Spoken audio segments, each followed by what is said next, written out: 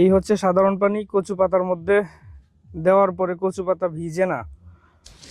আর এই হচ্ছে ইউপিএল এর সিলয়েড গোল্ড। এটা ব্যবহারের পরে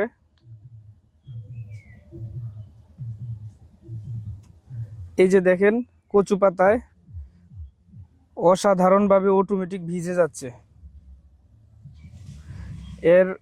এর ফলে বৃষ্টিতে কীটনাশক ধুয়ে যাবে না এবং গাছের গাছের গাছের পাতায় পরিপূর্ণভাবে ছড়িয়ে যাবে।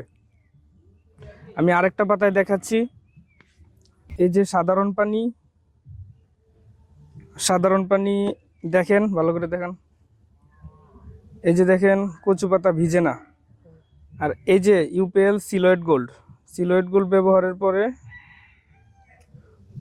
অটোমেটিক পাতা ভিজে যাচ্ছে, কচু পাতা ভিজে যাচ্ছে। এই হলো সিলয়েড গোল্ডের ম্যাজিক। ধন্যবাদ।